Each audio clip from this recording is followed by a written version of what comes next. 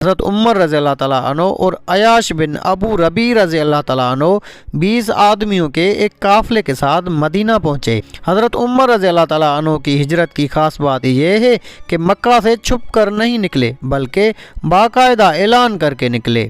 انہوں نے پہلے خانہ کعبہ کا طواف کیا، پھر مقام ابراہیم پر 2 رکعت نماز ادا کی۔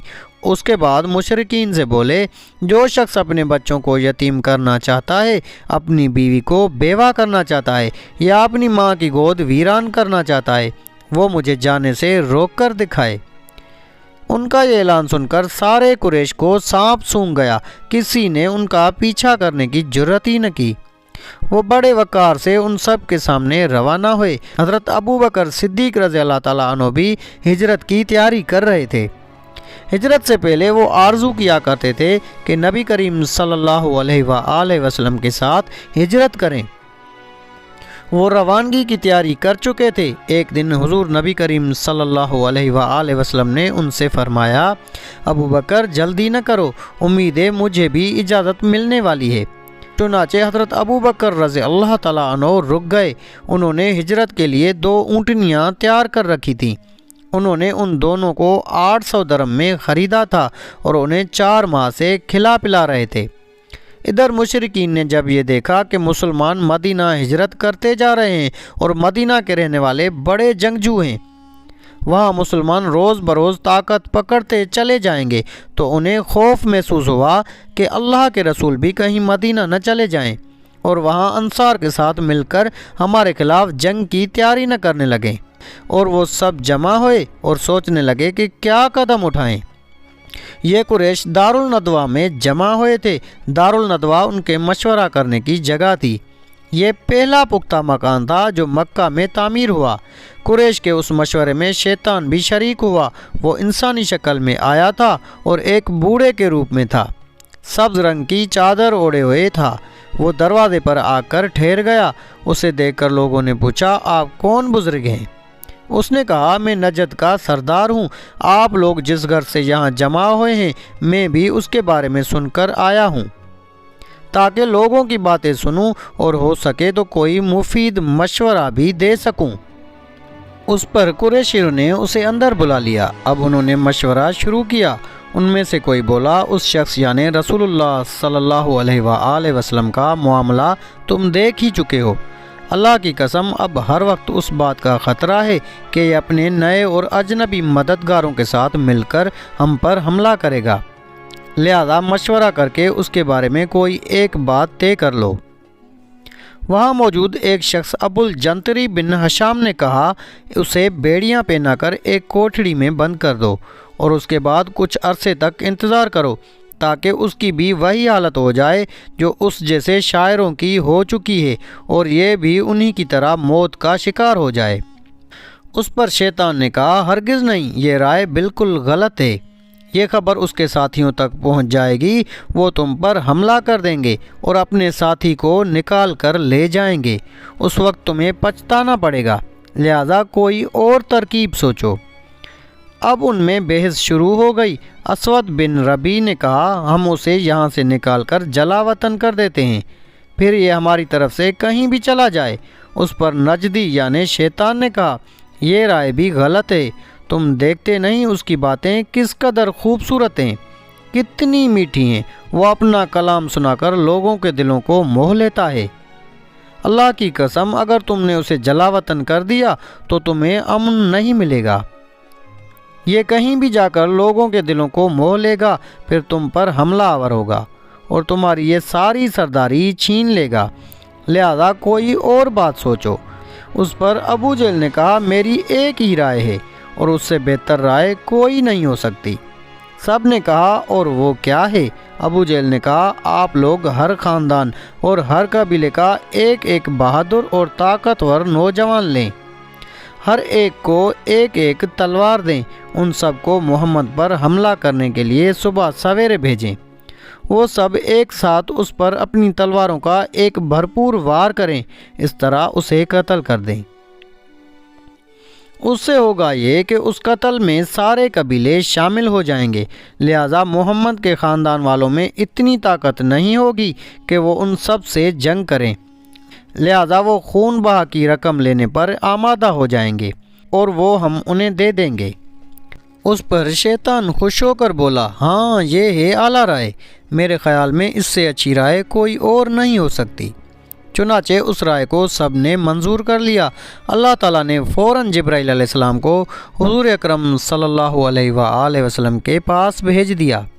انہوں نے عرض کیا، آپ روزانہ جس بستر پر سوتے ہیں آج اس پر نہ سوئیں۔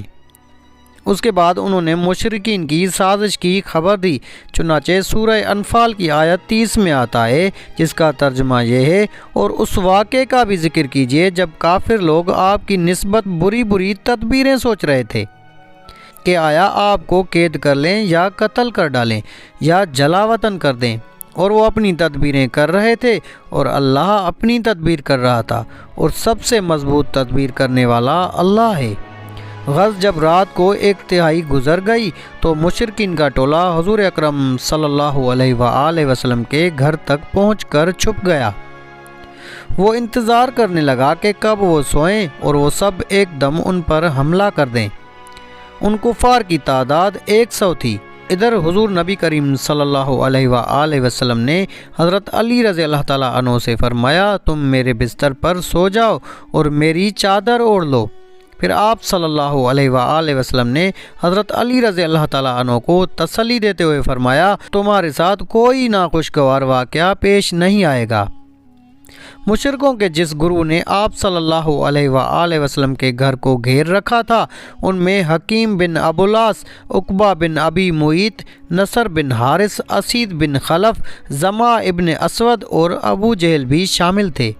ابو جہل اس وقت دبی آواز میں اپنے ساتھیوں سے کہہ رہا تھا، محمد صلی اللہ علیہ وآلہ وسلم کہتا ہے، اگر تم اس کے دین کو قبول کر لو گے تو تمہیں عرب اور عجم کی بادشاہت مل جائے گی، اور مرنے کے بعد تمہیں دوبارہ زندگی عطا کی جائے گی، اور وہاں تمہارے لیے ایسی جنتیں ہوں گی، ایسے باغات ہوں گے جیسے اردن کے باغات ہیں۔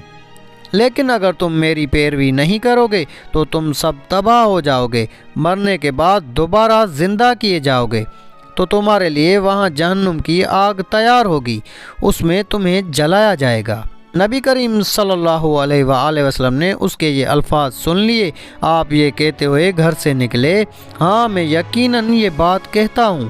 اس کے بعد آپ صلی اللہ علیہ وآلہ وسلم نے اپنی مٹھی میں کچھ مٹی اٹھائی اور یہ آیت تلاوت فرمائی، جس کا ترجمہ یہ ہے، قسم ہے حکمت والے قرآن کی، بے شک آپ پیغمبروں کے گروہ میں سے ہیں، سیدھے راستے پر ہیں۔ یہ قرآن زبردست اللہ مہربان کی طرف سے نازل کیا گیا ہے تاکہ آپ پہلے تو ایسے لوگوں کو ڈرائیں جن کے باپ دادا نہیں ڈرائے گئے، سو اس سے یہ بے خبر ہیں۔ ان میں سے اکثر لوگوں پر بات ثابت ہو چکی ہے، سو یہ لوگ ایمان نہیں لائیں گے۔ ہم نے ان کے گردنوں میں توق ڈال دیے ہیں، پھر وہ ٹھوڑیوں تک اڑ گئے ہیں، جس سے ان کے سر اوپر کو اٹھ گئے ہیں، اور ہم نے ایک آڑ ان کے سامنے کر دی ہے اور ایک آڑ ان کے پیچھے کر دی ہے، جس سے ہم نے انہیں ہر طرف سے گھیر لیا ہے، سو وہ دیکھ نہیں سکتے۔ یہ سورہ یاسین کی آیت 1 سے 9 کا ترجمہ ہے۔ ان آیات کی برکت سے اللہ تعالیٰ نے کفار کو وقتی طور پر اندھا کر دیا۔ وہ حضور پاک صلی اللہ علیہ وآلہ وسلم کو اپنے سامنے سے جاتے ہوئے دیکھ نہ سکے۔ حضور صلی اللہ علیہ وآلہ وسلم نے جو مٹی پھینکی تھی وہ ان سب کے سروں پر گری، کوئی ایک بھی ایسا نہ بچا جس پر مٹی نہ گری ہو۔